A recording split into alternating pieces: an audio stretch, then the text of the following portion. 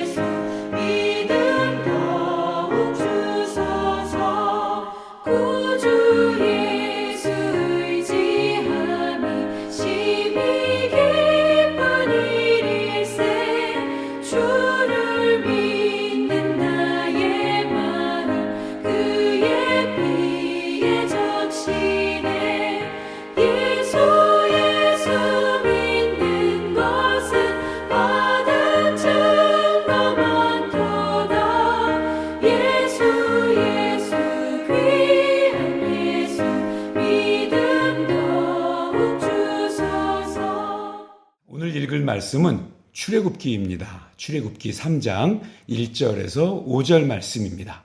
출애굽기 3장 1절에서 5절 말씀, 우리 한 절씩 교독할까요? 모세가 그의 장인 미디안 제사장 이드로의 양떼를 치더니 그 떼를 광야 서쪽으로 인도하여 하나님의 산 호렙에 이르매 여호와의 사자가 떨기나무 가운데로부터 나오는 불꽃 안에서 그에게 나타나시니라.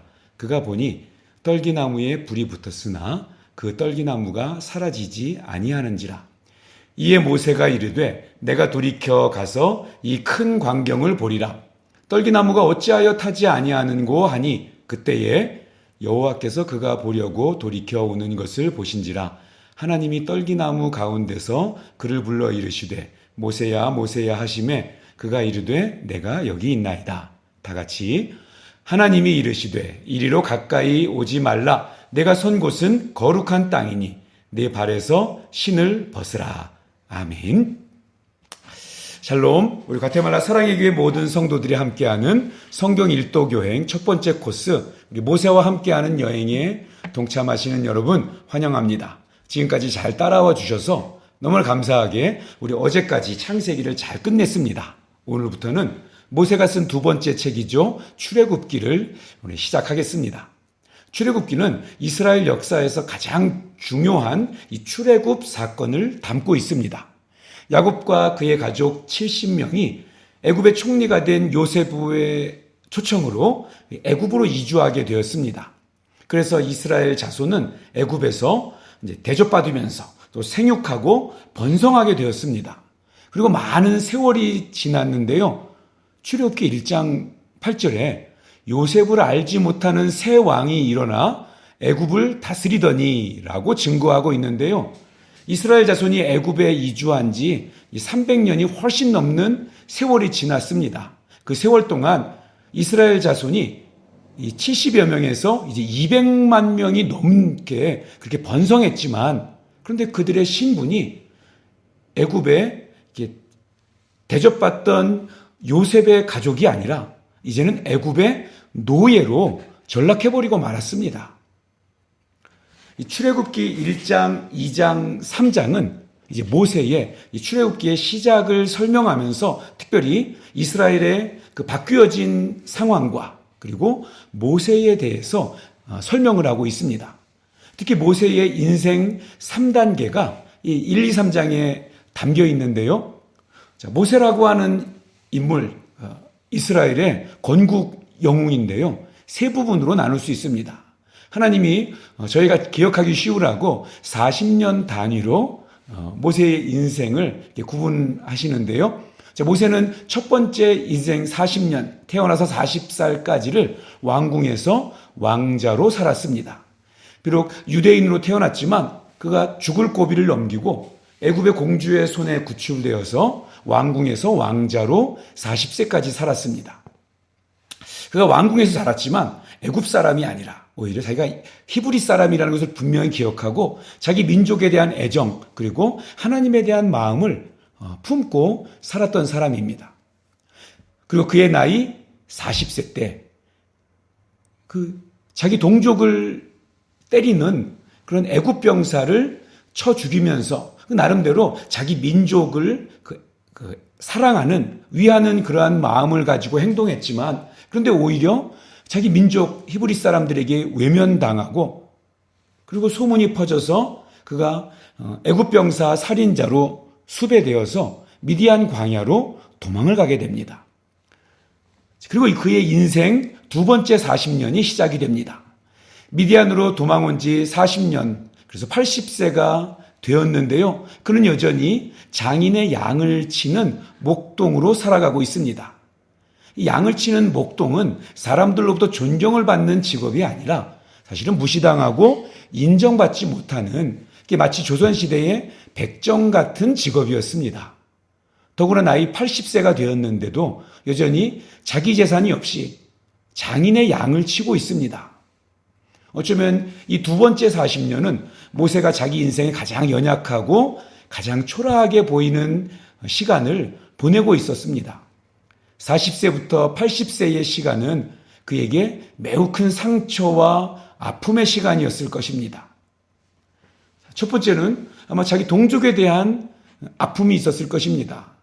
자기가 애굽의 왕자의 신분이 있었음에도 불구하고 그래서 편하게 먹고 살 수 있음에도 불구하고 동족들이 핍박받는 것을 안타까워해서 어떻게든지 자기 동족들을 살리고 기회를 주고 싶었던 그런 열정이 있었는데 그의 동족들이 그에게 귀를 기울여 주지 않았습니다. 그리고 또 그가 더 서운한 분이 계셨겠죠. 하나님. 자기가 애굽의 왕자로서 편안한 삶을 살 수 있었지만 자기가 하나님의 백성이기 때문에 그 이스라엘 민족을 구원해내고자 했는데 하나님이 이 애굽 모세를 동조해 주지 않았습니다. 그리고 그에게 돌아온 것은 생명의 위협이었고 신분의 박탈이었습니다. 그런데 하나님의 일은 참 이상하게 또 얄궂게 흘러갑니다. 80이 된 모세를 하나님이 찾아오셨습니다. 오늘 읽으신 우리 출애굽기 1장, 2장, 3장이 이제 그 이야기가 담겨 있는 거죠. 하나님께서 떨기나무 밑에서 그를 부르시면서 모세에게 말씀하십니다. 지명수배 받아서 지금 쫓겨나온 그 애굽의 왕궁으로 모세를 다시 보내신다는 것입니다. 거기 가면 체포되어서 사형을 당할 수도 있는 그런 상황입니다. 모세야, 내가 가서 내 백성을 저 바로의 손아귀에서 끄집어내거라. 내가 너를 바로에게 보낸다. 내 백성을 저 바로의 손에서 건져내라. 사실 이것은 모세가 이미 40년 전에 40세의 나이 때 그 마음에 품었던 꿈이고 비전이었습니다. 자, 그런데 웬일인지 모세는 하나님이 보내시지만 그런데 그 하나님께 불순종하려고 합니다. 하나님, 나 못 가겠습니다. 나는 갈 수 없습니다. 이렇게 말하면서 이 핑계 저 핑계를 대죠. 그가 마지막까지 내세웠던 핑계가 뭐냐면 나는 혀가 둔해서 말을 잘 못하기 때문에 그 바로에게 가서 그렇게 설명할 수 없다는 거예요. 그동안 가지고 있었던 마음의 상처가 하나님 앞에 불만으로 불순종으로 표시되는 것 같지 않습니까? 생각해 보십시오. 건강할 때 이 열정이 있고 또 왕자의 신분을 가지고 사람들을 이렇게 부릴 수 있는 그 능력으로 이스라엘 백성들을 그가 이끌어내려고 했던 그의 시도를 그 40년 전에는 하나님이 묵살하시는 것 같더니 이제는 처갓집에 양이나 치면서 이 40년의 세월을 보낸 이 모세에게 젊은 날에는 나를 도와주시지 않았던 하나님이 이젠 다 늙어서 아무 힘도 없는 80된 나를 그곳으로 보낸다니 모세는 아마 인간적으로 하나님이 야속했을 것입니다. 그래서 말로는 자기가 말을 잘 못한다고 했던 그 모세가 여러분 2장하고 3장, 4장 보시면은요 하나님하고 이게 말싸움 하는데 한마디도 지지 않고 또박대박 말대꾸를 합니다. 모세는 하나님께 순종하여서 첫걸음을 뗀 것이 아니었어요. 4장 14절을 보시면은요, 하나님이 노하셔서 불호령을 하시기 때문에 어쩔 수 없이 그 일을 감당하기 시작합니다. 81세의 나이에 이제 모세는 세 번째 40년의 시간이 열려지게 되는데 그것이 우리에게 잘 알려진 광야 40년입니다. 그리고 끝내 우리 가나안 땅에 들어가지 못하고 120세에 그의 생애를 마감하게 되죠. 모세는 인생 초반기 그 40년은 애굽의 왕궁에서 부러울 것 없이 왕자로 살았지만 그 이후 40년 동안은 미디안 광야에서 장인의 양을 치며 목동으로 살았습니다. 그래서 그는 어쩌면 아무도 기억해 주지 않는 삶의 길을 걷는 것 같았습니다. 하지만 하나님께서는 모세를 한순간도 잊지 않으셨습니다. 그의 모든 것을 기억하셨으므로 이스라엘 자손이 출애굽하는 그 역사적인 일에 하나님께서 모세를 사용하셨던 것입니다. 우리 자신이 때때로 너무나 작고 하찮게 여겨질 때가 있습니다.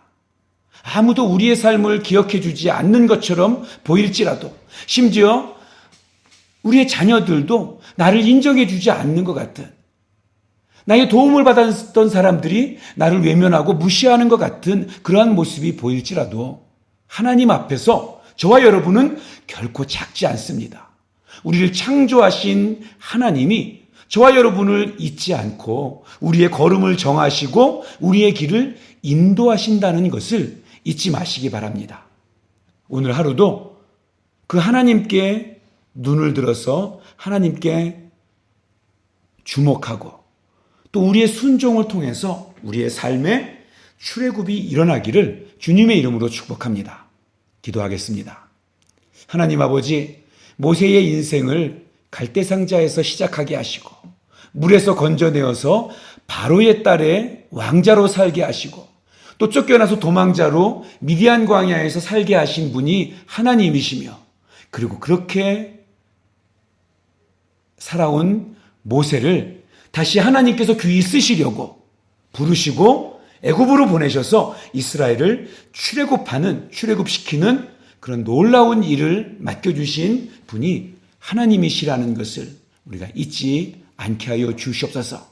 그래서 우리의 인생을 시작하시며 우리를 인도하시며 때때로 밝은 길 장소에도 있고 때때로 어두운 환경에 있다고 할지라도 그리고 이런 모든 과정들을 통해서 우리를 소명의 자리로 부르시고 우리로 하여금 하나님의 놀라운 일에 동참하게 하시는 그 부르심에 순종하여서 영원하신 하나님, 그 능력의 하나님, 인도하시는 하나님, 함께 하시는 하나님 바라보면서 주님만 믿고 의지하고 살아가는 우리 사랑의 교회 모든 성도들 되게 하여 주시옵소서. 예수님의 이름으로 기도하옵나이다. 아멘. 우리 주님이 가르쳐 주신 기도로 새벽 예배를 마치겠습니다. 하늘에 계신 우리 아버지여, 이름이 거룩히 여김을 받으시오며 나라가 임하시오며 뜻이 하늘에서 이루어진 것 같이 땅에서도 이루어지이다. 오늘 우리에게 일용할 양식을 주시옵고 우리가 우리에게 죄 지은 자를 사하여 준 것 같이 우리 죄를 사하여 주시옵고 우리를 시험에 들게 하지 마시옵고 다만 악에서 구하시옵소서. 나라와 권세와 영광이 아버지께 영원히 있사옵나이다. 아멘. 사랑합니다. 축복합니다.